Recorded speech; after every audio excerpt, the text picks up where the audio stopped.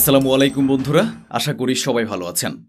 Donald ট্রাম্পের পক্ষ থেকে ইতিমধ্যেই ইসরায়েল ও গাজায় যুদ্ধবিরতির ঘোষণা দেওয়া হয়েছিল, কিন্তু ধারাবাহিকভাবে দেখা যাচ্ছিল যে আইডিএফ বোমাবর্ষণ চালিয়ে যাচ্ছে এবং ইসরায়েলের চরমপন্থীরা নেতানিয়াহুকে হুমকি দিচ্ছে, যার কারণে তারা ডোনাল্ড ট্রাম্পের উপর চাপ সৃষ্টি করেছিল। এখন এই সমস্ত ঘটনার মাঝে ইসরায়েল ও হামাস একটি মিলনে পৌঁছেছে। দুপক্ষই সাইন করার ঘোষণা দিয়েছে এবং এই খবর দিয়েছে স্বয়ং ডোনাল্ড ট্রাম্প। এরপর থেকে গাজায় আনন্দ উৎসব উদযাপনের পরিবেশ সৃষ্টি হয়েছে। এখন শুধু দেখার বাকি যে দুই পক্ষই যুদ্ধবিরতিতে সই করার পর আইডিএফ তার সেই সমস্ত কার্যক্রম বন্ধ করে কিনা যা যুদ্ধবিরতিতে লেখা আছে, কারণ বন্দীদের মুক্তি এখন শুরু হতে চলেছে। আজ আমি এক এক করে দৃশ্য দেখাবো, কিভাবে গাজায় উদযাপন করা হয়েছে, ইসরায়েলের কেমন শোকাচ্ছন্ন পরিবেশ বিরাজ করছে, সব কিছু দেখাবো। পাশাপাশি দেখাবো পরবর্তী ধাপ শুরু হতে যাচ্ছে কিনা। পরবর্তী ধাপ বলতে শুধুমাত্র বন্দীদের মুক্তি, হামাসের আত্মসমর্পণ বা ফিলিস্তিন সরকারের গঠন নয়, বরং ইসরায়েলি নেতাদের গ্রেফতার থেকে ইসরায়েলের স্বীকৃতির উপরও ঝুঁকি রয়েছে। এসব বিষয় আজ আমি আপনাদেরকে দেখাবো, কারণ ইউরোপে গৃহযুদ্ধ শুরু হয়ে গেছে। এছাড়াও আরও অনেক খবর আছে, দেখতে হবে ভিডিওর শেষ পর্যন্ত। শুরু করছি আজকের একটি বড় খবর দিয়ে।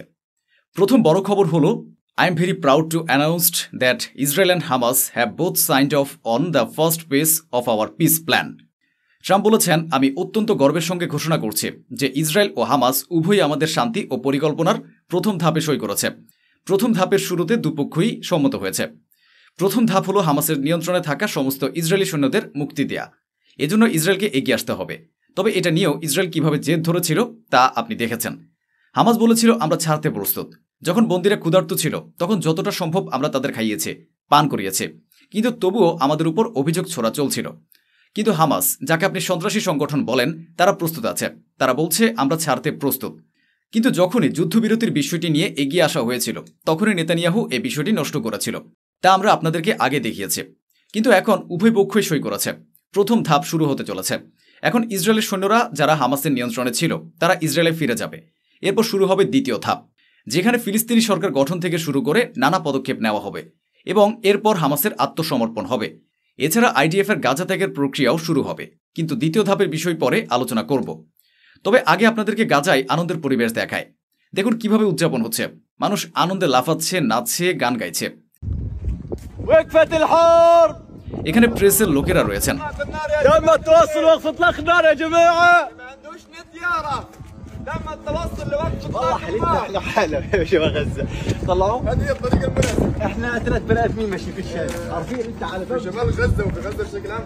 যেখানে ইন্টারনেট বন্ধ করা হয়েছে, আলো কেটে দেওয়া হয়েছে।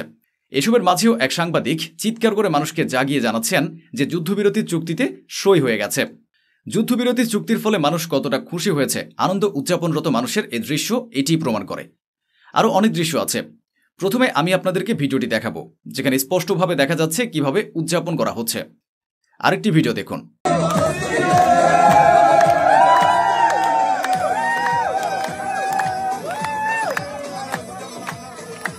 পুরো গাজায় এমন উদযাপন চলছে। এটি এক ধরনের বিজয়ের মুহূর্ত। এটি সত্যি তাদের শক্তি ও সাহসের বিজয়। আমি আপনাদেরকে আরেকটি ভিডিও দেখাচ্ছি, যখন ঘোষণা দেওয়া হচ্ছিল।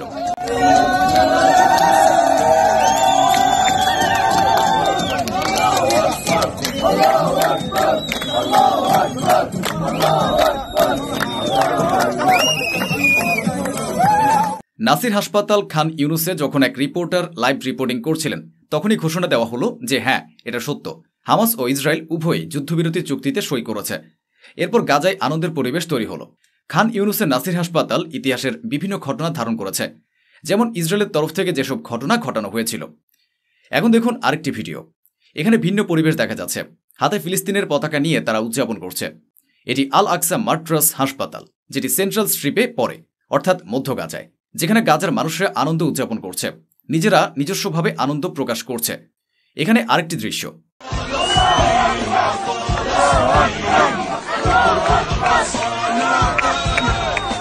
আসুন আগে হামাসের প্রতিক্রিয়া জানাই। হামাসও আনুষ্ঠানিকভাবে ঘোষণা দিয়েছে যে তারা চুক্তিতে সই করেছে। তারা লিখেছে, in the name of God, the most gracious, the most merciful. রাষ্ট্রপতি ট্রাম্পের প্রস্তাবের উদ্দেশ্য ছিল আমাদের ফিলিস্তিনি জনগণের বিরুদ্ধে চলমান গণহত্যা বন্ধ করা, গাজা এলাকা থেকে দখল তুলে নেওয়া। এই সমস্ত বিষয় নিয়ে আমরা চুক্তিতে পৌঁছেছি। তারা ঘোষণা করেছে যে একটি চুক্তি হয়েছে যাতে গাজার উপর চলমান হামলা বন্ধ হবে, যেখানে দখল তুলে নেবে, সহায়তা পৌঁছাবে এবং এর পরিবর্তে বন্দীদের বিনিময়ে ব্যবস্থা করা হবে। বিনিময় বলতে গেলে শুধু হামাসের নিয়ন্ত্রণে থাকা ইসরায়েলি সৈন্যদের মুক্তি নয়, বরং ইসরায়েলের নিয়ন্ত্রণে থাকা ফিলিস্তিনিদেরও মুক্তি দিতে হবে। এখন এই সমস্ত ঘটনার মাঝে বুঝে নিতে হবে যে বড় দুঃখ ও চোখে অশ্রু নিয়ে বেঞ্জামিন নেতানিয়াহুকে ঘোষণা দিতে হয়েছে। এই ঘোষণায় যা বলা হয়েছে তা আপনাদেরকে জানাই। ইসরায়েলি প্রধানমন্ত্রী নেতানিয়াহু ঘোষণা করেছেন যে চুক্তি সম্পন্ন হয়েছে।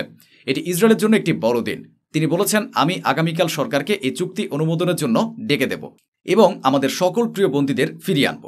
তিনি আইডিএফের সাহস ও শক্তির কথা বলেছেন। তবে এখানে ভয় আছে, কারণ যে সংঘাতের শুরু ইসরায়েল করেছিল সে আশা সর্বাধিক 2 সপ্তাহের মধ্যে শেষ হবে। কিন্তু 2 বছর অতিবাহিত হলেও আইডিএফ কোনো জয় ছাড়াই ফিরে এসেছে। নেতানিয়াহুর চেয়ার কতটা দুর্বল হবে তা তিনি ভালোভাবেই জানেন। মানুষের মধ্যে ক্রোধ চোখে পড়ছে। এই সমস্ত দৃশ্য শিগগিরই আসছে, তখন আমি আপনাদেরকে সেটিও দেখাবো। এই মুহূর্তে ভিন্ন ভিন্নভাবে কিভাবে আনন্দ উদযাপন হচ্ছে তা দেখে নেওয়া যাক।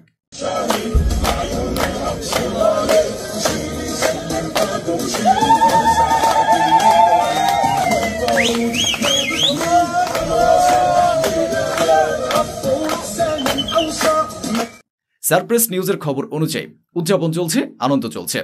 সেই একই ভিডিও দেখুন। ঠিক যখন ঘোষণা করা হয়েছে যে ইসরায়েল ও হামাসের এই চুক্তি সম্পন্ন করেছে এবং সই হয়ে গেছে, তারপর গাজায় আনন্দের পরিবেশ তৈরি হয়েছে। আসুন পরবর্তী খবর দেখি।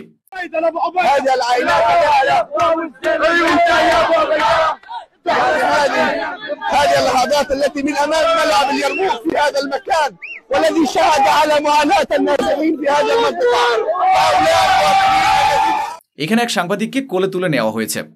I wish you were here, Hussam, to announce the ceasefire deal. May God have mercy on your soul. I miss you, my friend. তারা এই ধরনের কথা বলছিল। তখন মানুষ আনন্দে মাতোয়ারা ছিল। বিশেষ বিষয়টি হলো এইসব ঘটনার মাঝে উৎসাহ সবসময় চোখে পড়েছে। মানুষ আনন্দে মগ্ন ছিল। এখন চলুন পরবর্তী খবরটি দেখি। দ্বিতীয় ধাপ শুরু হবে কিনা, সেই কার্যক্রম কবে শুরু হবে। হামাসের নামে গাজার নিরীহ ফিলিস্তিনিদের মৃত্যু ঘটানো ইসরায়েলের কার্যক্রম নিয়ে নতুন পদক্ষেপ নেওয়া হবে, কারণ এখন এসব ভিডিও সামনে এসেছে। আগে দেখে নেওয়া যাক কিভাবে বাড়ি ধ্বংস করা হচ্ছে। মৌজ মাস্তি করে ভবন ধ্বংস করা হচ্ছে। জোর করে একটি পুরো ভবন ভেঙে দেওয়া হচ্ছে। ভবন ধ্বংস করে তারা কি পেল? কিছুই না।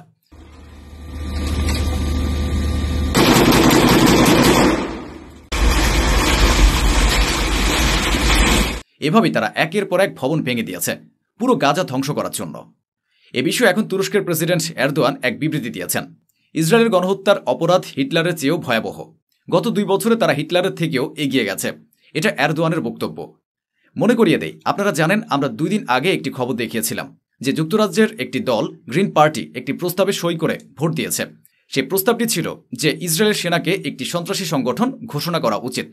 আমি তখন বলেছিলাম, যদি এমন দাবি সকল জায়গা থেকে ওঠে এবং আইডিএফকে সন্ত্রাসী সংগঠন হিসেবে ঘোষণা করা হয়, তবে ইসরায়েলের অস্তিত্বই হেলে যাবে। এখন 2টি বড় পদক্ষেপ বাকি আছে, কারণ এটি শুধু যুদ্ধবিরতি ও ফিলিস্তিনের স্বীকৃতিতেই সীমাবদ্ধ নয়, এটি একটি আলাদা বিষয়। কিন্তু গাজার ভেতরে যা করা হয়েছে তার প্রতিশোধও নিতে হবে। এজন্য নেতানিয়াহুর গ্রেফতার ও ইসরায়েলের সেনাবাহিনীর বিরুদ্ধে পদক্ষেপ নেওয়া হচ্ছে বিভিন্ন দেশের দ্বারা। আসুন পরবর্তী খবর দেখি। এখানে কি ঘটছে? ইউরোপে ধারাবাহিকভাবে প্রতিবাদ হচ্ছে।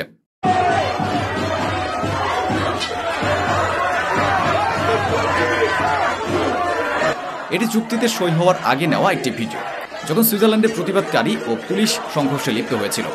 পুলিশ কর্মীরা সেখানে সহিংসতায় জড়িয়ে পড়েছিল। এখানে দেখুন সুইজারল্যান্ডের পুলিশ কিভাবে আচরণ করছে।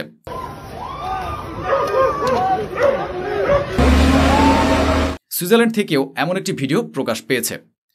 এছাড়া দেখুন তুরস্কে কি ঘটছে। মানুষ রাস্তায় নেমে এসেছে। রাস্তায় প্রচণ্ড ভিড় দেখা গেছে। এগুলো হলো হামাস ও ইসরায়েলের মধ্যে চুক্তিতে সই হওয়ার আগে নেওয়া চিত্র। ধারাবাহিকভাবে এমন দৃশ্য সামনে এসেছে। এবার চলুন বিদের আগে ডোনাল্ড ট্রাম্পের একটি বক্তব্য শোনাই। I spoke to Bibi Netanyahu just a little while ago. He called. He said, "I can't believe it." He said, "Everybody's liking me now." Meaning him. He said, I said, more importantly, they're loving Israel again. তিনি বলেন, আমি কিছুক্ষণ আগে নেতানিয়াহুর সাথে কথা বলেছি। He said, "I can't believe it. Everybody is liking me now." Meaning him, I said, more importantly, they are loving Israel again. They really are. I said, Israel cannot fight the world. Bibi. অর্থাৎ Trump বলেছেন, আমি বিশ্বাস করতে পারছি না যে সবাই আমাকে পছন্দ করছে। এর মানে তারা আমাকে ভালোবেসে ফিরে এসেছে। তিনি বলেন, ইসরায়েল পৃথিবীর সাথে লড়তে পারে না। এছাড়া তিনি ইরান নিয়ে একটি বক্তব্য দিয়েছেন। Well, Iran was about 1 month, maybe 2 months away from having a nuclear weapon. And if I allowed that to happen, this deal would not have been possible. Or if it was, it would have a tremendous cloud over it because you'd have a... তিনি বলেছেন 1 বা 2 মাসের মধ্যে Iran nuclear অস্ত্র তৈরি করার কাছাকাছি ছিল এবং যদি আমি তা ঘটতে দিতাম তবে এই চুক্তি সম্ভব হতো না বা হলেও বড় ছায়া থাকত। তিনি বলেন এখন এটি একটি সম্পূর্ণ পরিবর্তিত ইরান। তিনি এখনও বলছেন যে তারা ইরানকে কঠোর আঘাত দিয়েছে, অর্থাৎ ইরানের নিউক্লিয়ার সুবিধার উপর হামলা চালানোকে তিনি বলছেন আমরা নতুন নিউক্লিয়ার সুবিধাটি পুরোপুরি ধ্বংস করে দিয়েছে। কিন্তু বাস্তবে দেখা গেছে তারা কিছুই করতে পারেনি, না ট্রাম্প না আমেরিকা। এই ব্যর্থতার বেদনা আজও কোথাও না কোথাও বিদ্যমান, তবে ট্রাম্প নিজের প্রশংসা করতে পিছিয়ে থাকেননি। তো বন্ধুরা, এই ছিল আজকের আয়োজন, যা স্বচ্ছভাবে আপনাদের সামনে তুলে ধরা হলো। আশা করি আমাদের এই প্রচেষ্টা আপনাদের ভালো লেগেছে। অসংখ্য ধন্যবাদ। সুস্থ থাকুন, ভালো থাকুন।